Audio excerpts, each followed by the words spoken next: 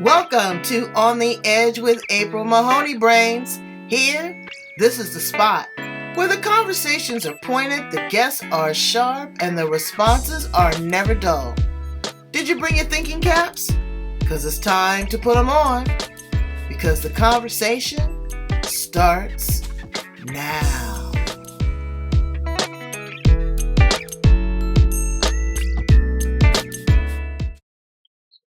Welcome to On the Edge with April Mahoney. Brains, we are at the spot. We're at the location where the conversations are pointed, the guests are sharp. There she is right there, Jacquie Balogh. And the responses are never dull. We're going into the hypno space. Woo, you see I got my little Twilight look on. I love it. But it's really cool. And I know how to, I've been hypnotized a couple times. And I know how to take myself down. But people don't realize, as we were talking in the green room, that, 85% of your day you're hypnotized. You're in some sort of trance. Haven't you ever been in your car and got somewhere and didn't even remember how you got there? Or what's happened? Or have you ever talked to yourself? That's neuro-linguistic programming, a conversation that you have in your head. But what I want to ask Jacquie is, why is that so prevalent now? I mean, you're finding hypnotherapists all over the place. I want to know what it takes to be a good hypnotherapist, because it could be like a, lack of a better term, a car dealer. You might get a lemon. True story. Right. And we'll talk about mental health, addiction, connection to greatness. And she's also going to read us an excerpt from her book. So I'm so excited to have her. Welcome to On the Edge, Ms. Jacquie. Thank you very much, April. I'm happy to be here. And actually, I'm excited to talk with you.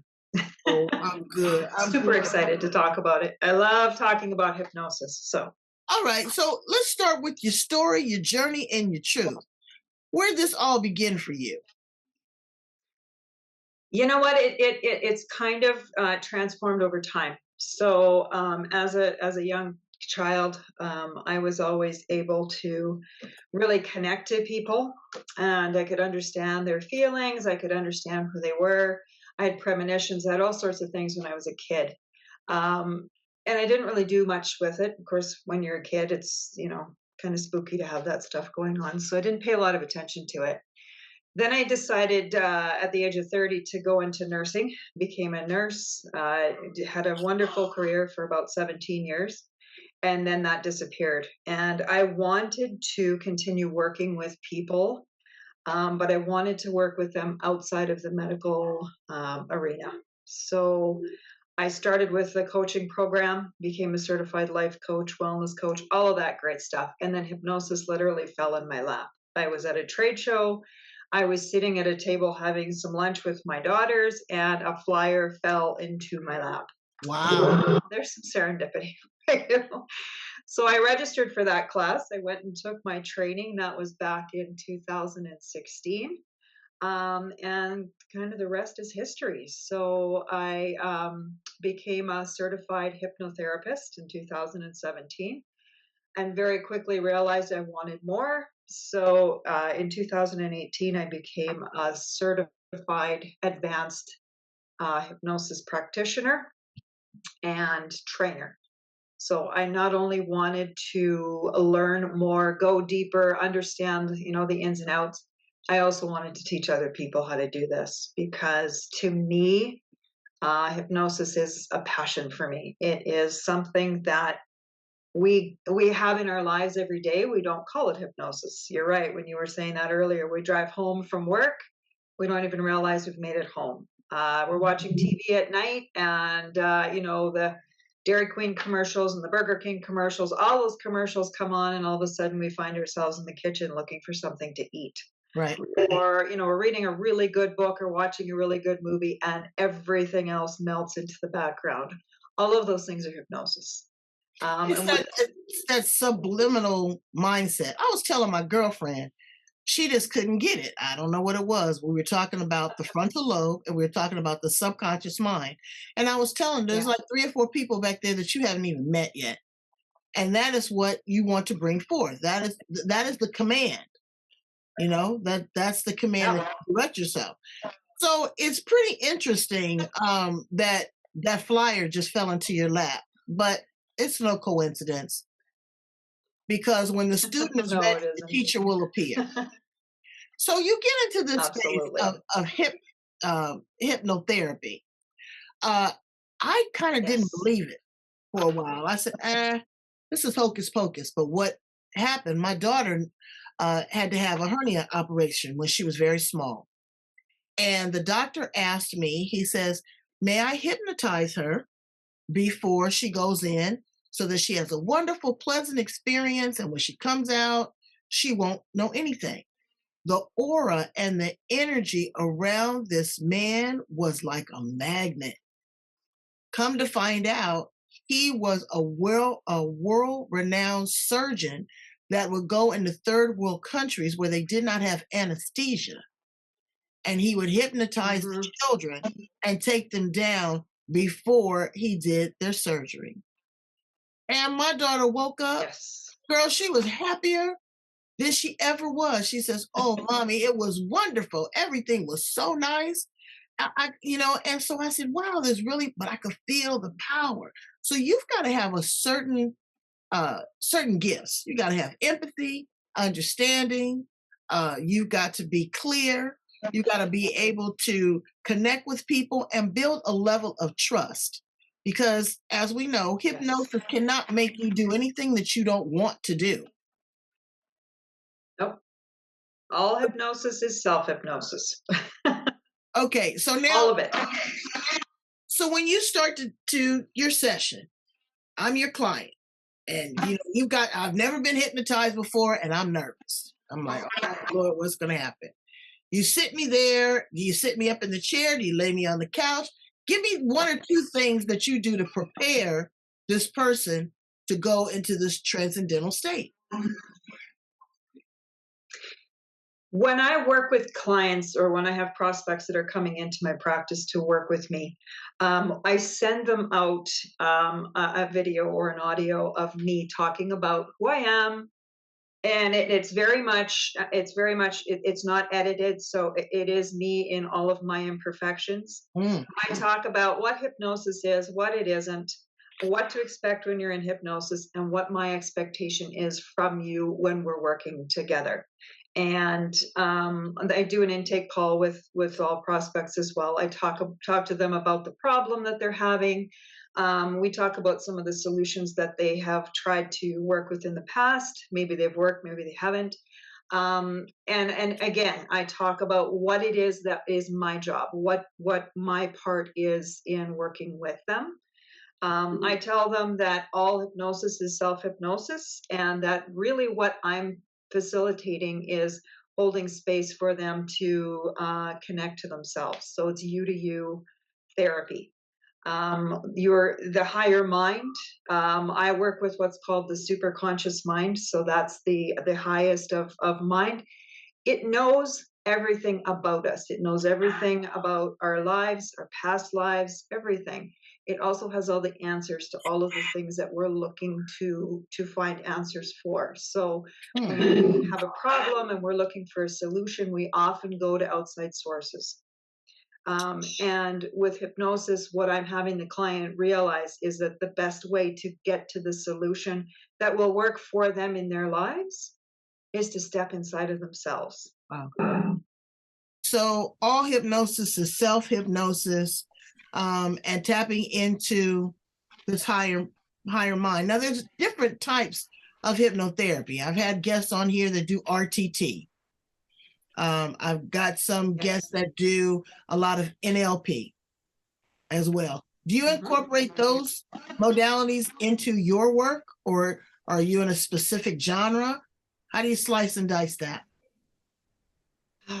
It's hard to slice and dice. There's a lot of different modalities, and basically all of the modalities are just the protocol and how they use hypnosis. So RTT has its specifics, Five Path has its specifics. I particularly work with what's called the Simpson Protocol hypnosis, and I'm actually going to be launching my own protocols in the new year. One is called Utopia, and the other Wow. one is called fog. And really, Oh, fog, F-O-G. is that an Really, acronym for something? it is. Yes, it's an acronym for Finger of God.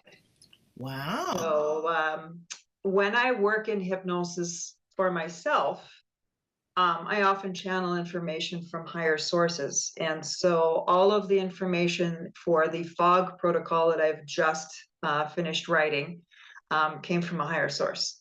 So it's higher level healing. It's actually stepping out of the physical body and emotional body, allowing the healing to take place at higher levels of mind, and then bringing all that healing back into the physical and emotional bodies. So I'm really excited about that. Super excited Wow. about So you that. get to offset a lot of the mystic and mayhem, but then people are they're a little apprehensive.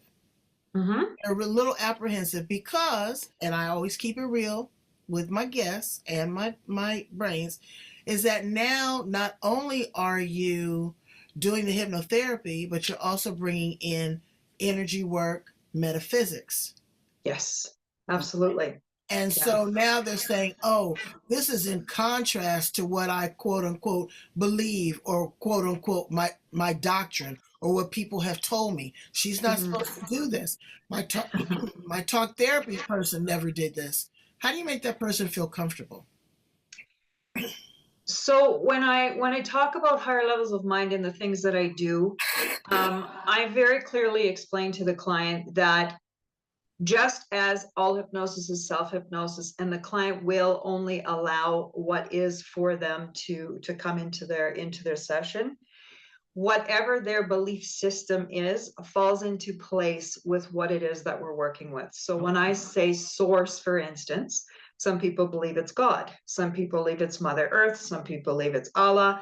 Whatever that belief system is for the client, that will be the imagery, that will be the understanding that they have in the session. I don't work in religious fields. I don't work in political fields. I don't work in any of that stuff. I work where the Oh, you client's can't. belief You don't system work in the is. political field? Well, I wish you Heck did. no. I wish you could do some abracadabra. Okay, so that's, but it's fun also too. Tell me about an experience that you had that you really saw a great breakthrough with someone, and it just was really an aha moment for you and them. I worked with a woman recently. She's just coming out of a really narcissistic relationship. She finally decided she had enough. She took the clothes on her back and she left. And when she contacted me, she said, I really need help. So I got in touch with her. We did some work together. And after one session together, we talked about what the problem was, what she wanted instead. How do you want to feel instead? That's the first question I ask everybody. How do you want to feel? What do you want? Rather than what you're handling right now. And she came out of that session and she said, I can feel it. I can feel the strength coming back. I can feel myself reconnecting back to that part of me that's been just pushed down for so long. And so I worked with her 3 or 4 more sessions, and now she's doing talks. She's talking in front of other people. She's telling her story. She's doing energy work and hypnosis work with other people and helping them to heal on their journey. And she is not afraid any longer to be that vulnerable person, to share that vulnerability, because for so long she didn't want anybody to know what was going on, which happens in a lot of abusive situations. So for me, the takeaway was, not only did she step back into that powerful core that is her, but she really found her voice. And that voice is just so beautifully sharing now, so that other people who are in her situation are actually know that they're seen, that they're heard, and that they're validated in what's going on in their lives, and that it's okay that they haven't yet taken that step to come forward and to do the things that they know that they eventually need to do. Well, the power of suggestion also too. Like quit smoking or weight loss. A lot Mhm. of people go through hypnotherapy for that too, and not just the emotional side of it. How do people that go through maybe those type of programs, how do they re-engage that? Okay, so she may have a down week and she feels that she's falling off. Does she have to come back and, get a tune-up? Or do you give her tools that you can say, hey, look, meditate on this, go into this mindset, think about this? Do you give her a set of guidelines and instructions after she leaves your care for aftercare? Yes. So when it comes to weight loss or smoking or any big habit, any kind of habit at all, nail biting, hair pulling, all of yes, it's never about the addiction. It's never about the weight loss. It's never about the smoking. It's everything attached to it that we work with. So when I do an intake and somebody wants to lose weight, the first thing I tell them is what's going to happen. What happens every time you lose something?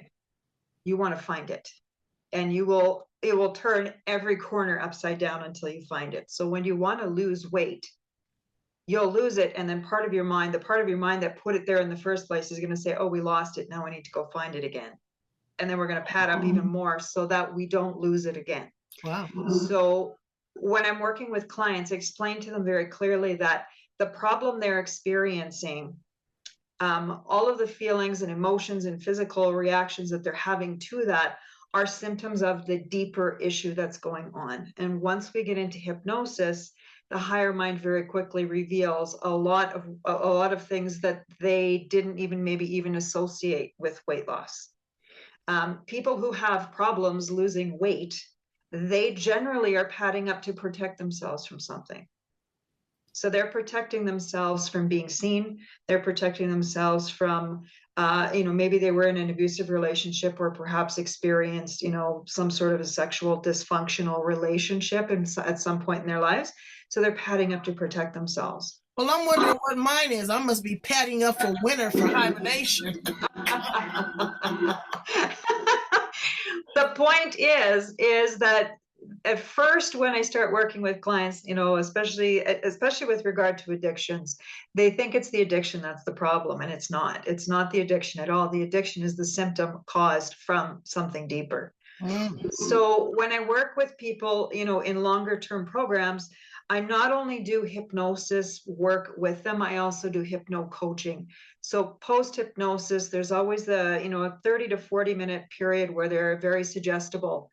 So we talk about implementing goals that are achievable for that particular time frame, whether it's a week or 2 weeks.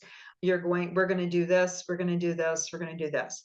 The other thing I do is I teach them breathing exercises so that they can actually center and calm themselves as many times a day as they need to. I will do mantra work with them if they feel like it's going to be a benefit for them. And I teach them self-hypnosis. So they're able to work at home. They're able to go into self-hypnosis, into that hypnosis space, and continue to move themselves forward and continue to release the things that are really causing the problem. So that when they finally come to see me again, they've gotten rid of a lot of little things so we can start working on the bigger things together. So there's a lot of things that I do. I make myself available to my clients, not 24/7, but they can email me, they can message me. If they're having a really bad week, which does happen, or they have a bad reaction, have a headache and it doesn't go away or something like that, we will hook up, we'll do another quick session, we'll settle that physical and emotional stuff down, and then they can carry on. So then there's a little bit more coaching involved there and a little bit more self-hypnosis work that needs to be done. So it's not just about the hypnosis. Being a hypnotherapist requires you to be very empathic to the point where you can shut your own stuff off and simply. I hope so, because you're taking on a lot of heavy weight. Yeah. You have to balance yourself. You have to ground yourself. That's like when I give massage. I was going to be a massage therapist, and I felt the energy of a couple people a couple times. I was like, nope. Yeah. But grounding yourself, staying centered. Yes. What do you do for self-care? What do you do to protect yourself, make yourself feel good? And who pours into you to keep your skills sharp? I do a lot of things for myself with regard to, I do my own self-hypnosis work. I have a seizure disorder, which is a big part of the reason why I work with mental health and why I work with addictions and things like that. So I have to get a lot of rest. My body will actually shut down if I don't take care of myself. I have to eat properly. I need to shut my computer down and walk away from my work, which I find very hard to do because I'm very focused on. I've always got 50 apps all open and going, and sometimes my app is at the very bottom, needs to come to the top. I spend a lot of time with my family, so we've got 7 children, we've got 12 grandchildren, so I spend a lot of time with them. And my husband and I, we actually just came back from one of our annual trips. We go every year, and I just spent the whole 2 weeks literally on the beach, relaxing, doing some planning, just some very light stuff, but just really like connecting back to the earth, connecting back to the ocean, and just really feeling good about myself again, and recharging. And I left all my work at home, and that's it. So it's important. It's important. Yeah, I don't ever want to find myself in a position of burnout again. I burnt myself out once before, and I ended up with a seizure disorder as a result of that. And I don't ever want to go there again, and I don't want other people to either. So I'm a very big advocate with my students and with my clients. What are we doing for self-care this week? What are you doing to protect yourself when you're working with other clients? When I'm working, it is so important. I was in LA and I spent the night at a friend's house, and girl, she keep the TV on all night. I was so annoyed. What do you say when you're at somebody else's house? They're gracious enough to let you stay there. But I did bring it to her attention. I said, you know what, that blue light does not allow your mind to rest. no. I said, and when you are asleep and you're hearing these things, that is subliminal programming. Absolutely. That's hypnosis. That's hypnosis. You are listening to Wolf Blitzer on CNN for 8 hours while you're trying to sleep. And you don't let your circadian rhythm kick in so that you get into that REM sleep. That's when the body heals. Yes. And you have sleep apnea, sleep disorders, a whole bunch of stuff goes on when the body is supposed to be resting and repairing. But you know what's a good thing to do before you go to bed at night? Is to read a good book. And that might be your book. I am going to read you an excerpt. So I wrote a book a couple of years ago. It's basically my story, how I ended up doing the work that I do. Let's see it. It's called The Burned Out Healer, A Path to Trauma Release and Reconnection to Self. And this book is my story. So it's my story, how I ended up crashing and burning, and what I had to do to reconnect to myself. But it also talks about some of the things that I do when I'm working with clients. So how you were saying earlier that some people wouldn't understand, or their belief system wouldn't allow them to maybe work with me because of some of the things that I work with. This goes into a lot of detail about different words that they're going to hear, the meanings of those words, how they can place those words into their belief system, and it's not going to trigger them to push away from it. So this book is it's my story, but it's also kind of my handbook. I ask clients to read it all the time, and so what are you going to share with us? We want to hear a little bit about what's embodied in that text, because I know that it's powerful. I actually had 2 that I was thinking of sharing. One is kind of the start of my story, and the other one is some channeled information about the question, what is God? We're ready. Sit up straight, brains. All right. So the following information is loosely transcribed from a session with me in a deeply hypnotic trance as I asked about God from the perspective of my connection to all universal energy. It may provide you with some food for thought regarding your own life and belief systems. These are the words of my connection. What is God? I asked. We say that God is a man who lived and walked the earth so many years ago, and that he made magical gifts that allowed him to heal the sick and to raise the dead and to bring words of peace to all those who chose to hear his words. It's a strong belief and it's a beautiful belief. But God was never one man, just as Jesus was never just one man. Stories have been told over time of the man who came to be known as the Son of God, walking the earth and doing his Father's work in miracles. Neither were ever men in true human form with supernatural abilities and powers. However, that is not to say that God never existed. All things are energy, and all energy is connected and interconnected. Every man, woman, child, every beast, and every other living thing is pure energy, and all are connected. The word God, when spoken in human tongue, refers to one who is revered, one who is praised, one who leads. The human form of God appeared in the minds of man to allow for comprehension, to allow for a visual representation of the power of that energy. God, as humans know it to be, is a powerful energy. There is no debate over this. All energy is connected, and yet some energies are stronger, have specific purpose, and yet remain only energy. God is such an energy, capable of great healing and great compassion and love for every living thing. All energy is one energy, and because of this, all humans, all living things are God. The energy that is God lives in all of us and is the source of what we are known as the spirit, or is the source of what is known as the spiritual gifts. Examples include the gifts of healing, compassion, service, and vision. Every living being receives spiritual gifts when their soul combines to join their human host.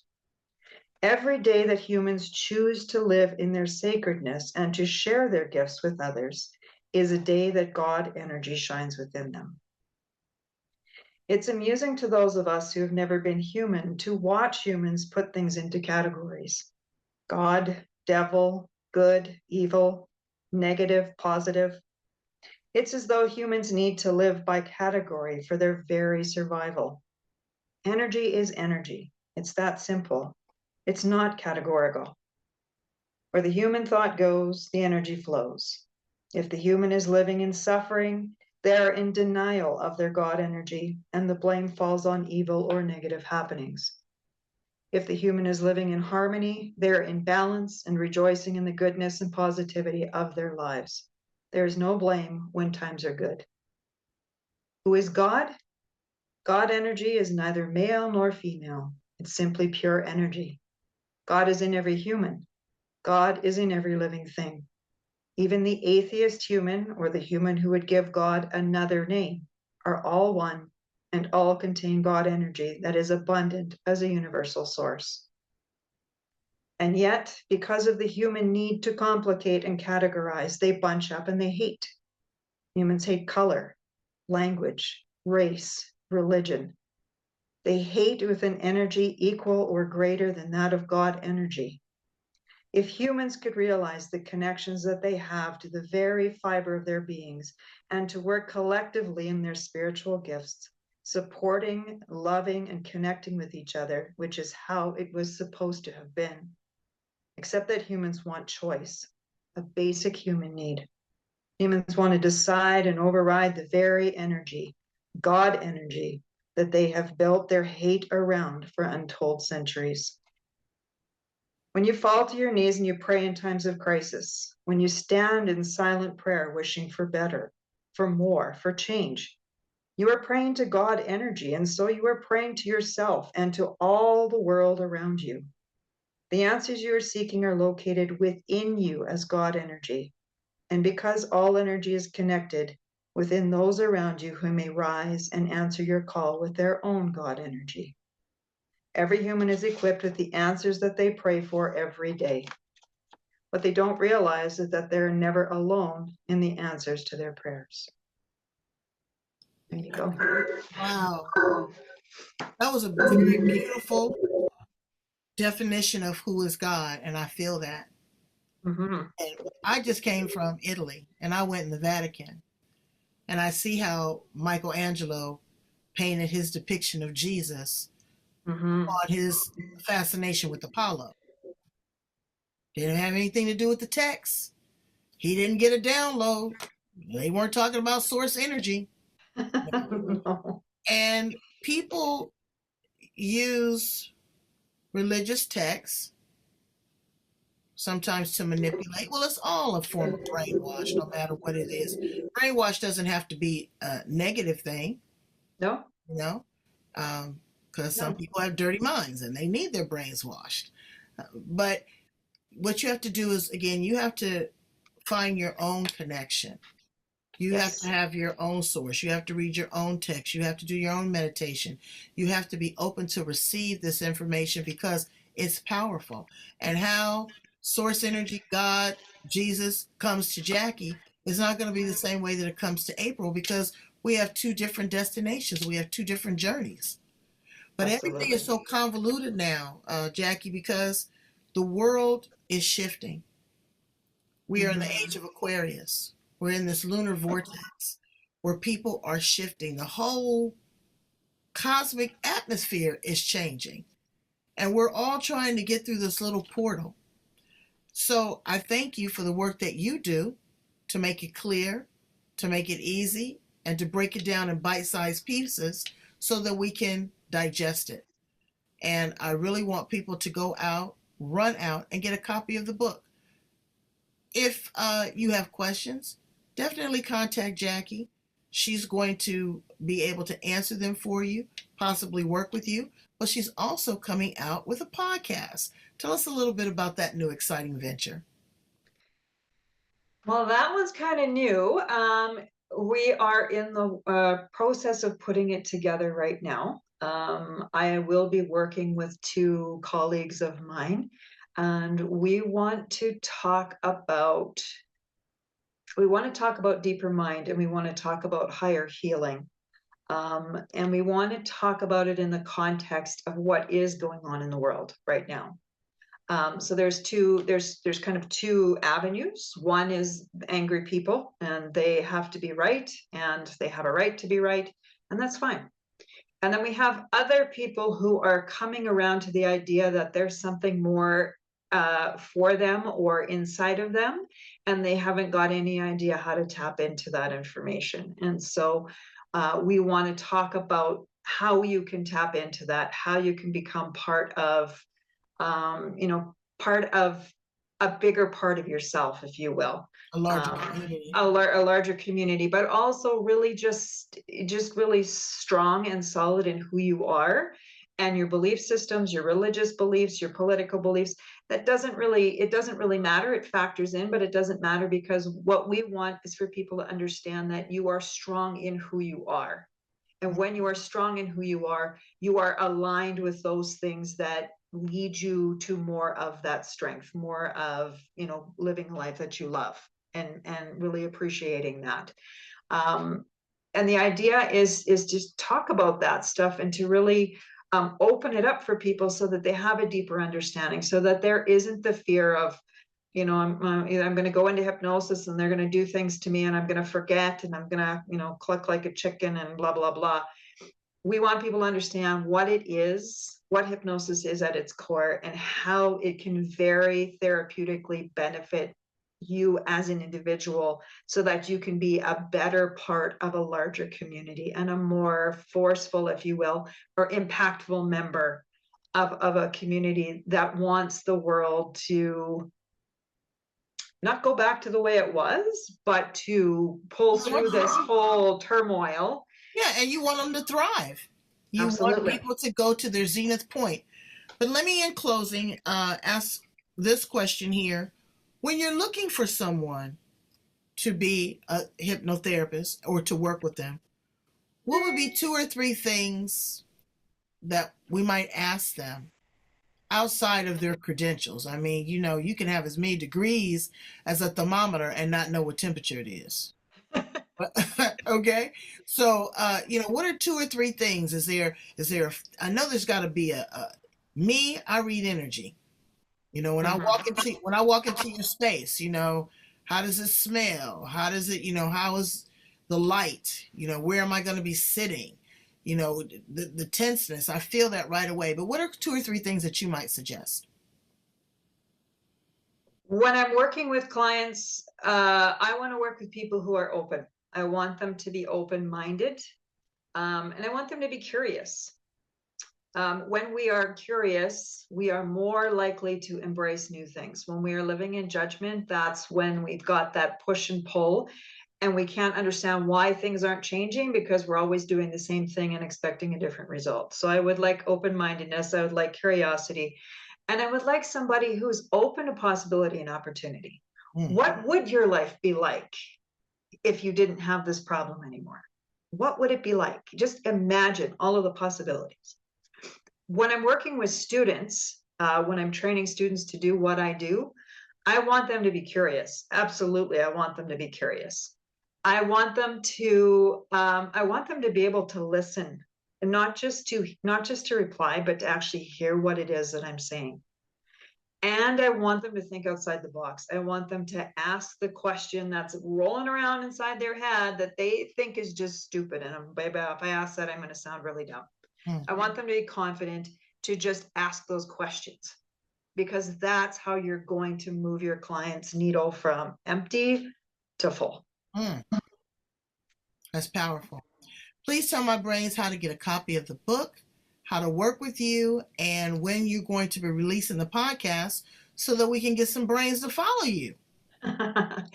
If you would like to work with me one-on-one as a client or a student, or if you would like to purchase a copy of my book, you can go to my website, www.jacquiebalogh.com. And everything is there. So you can find links for student services, you can find links for client services, and then there's a specific link for the book itself. All of the links to purchase are there, and you can buy it worldwide. So it is available worldwide. If you want to work one-on-one with me, or if you want to look at taking a class, one of my classes, I have a lot of classes coming in the new year. You can do some research on there, and then there is a link to get a hold of me. If you'd like more information, I'll have a one-on-one chat with you. We'll make sure that it's a fit and that you understand it completely. And the podcast, we haven't got to the point where we've got a launch date yet. So we're in the works, and as soon as that information is available, it's going to be coming out everywhere, and we'll be linking to all of the good sites. I'm going to tell you, brains, exactly. I don't want you to miss a nanosecond of any of this. Now, please understand that Jacquie spells her name very uniquely. It's Jacquie. Last name is spelled Balogh. I'm going to put all of her contact information at the end of this amazing interview, and we're going to rotate it all over the planet. Brains, you don't know what you don't know. And we don't know everything in our subconscious mind, and we may never know. But what if? What if? Absolutely. The possibilities are endless. I mean, you could be a world-renowned concert pianist and never asked the question, but always wondered why you play chopsticks and take the piano. You want to bring your greatness forward. Mm-hmm. Fear is a captor. Now, fear is very important because it helps us protect ourselves. But fear is actually the ego. Fear is the ego doing its job. It's protecting you from stepping outside those carefully laid lines. Right. So fear is just the ego saying, "Hey." And don't are you free to be afraid, or are you afraid to be free? Exactly.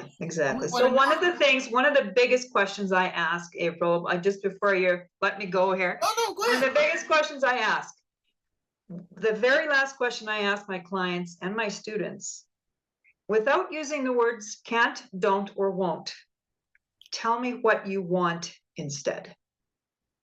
And that's it. I leave it wide open, and they cannot use those 3 words in that answer. What do you want? What do you truly want? What would give you everything you need to live a life that you love? Isn't that amazing how sometimes you talk to people and they have no idea of what they want, Majority of the time, but yes. then they're unhappy.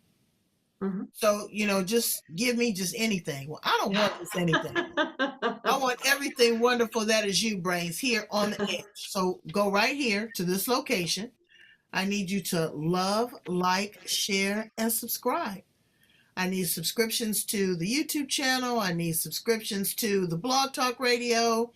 You know, getting people to subscribe is a commitment. It's like that date. He'll come and pick you up 2, 3 times, but he don't want to commit. So I need you to commit. Commit to yourself. Show yourself a different opportunity. Show yourself some options, some choices. Have some fun with it. Don't take it so seriously. It's Mhm. all about how you respond. You'd be surprised. Thank you so much, Jacquie Balogh. You are the best.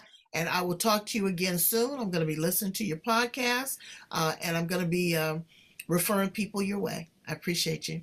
Thank you so much. I appreciate you too. All right. Bye, brains.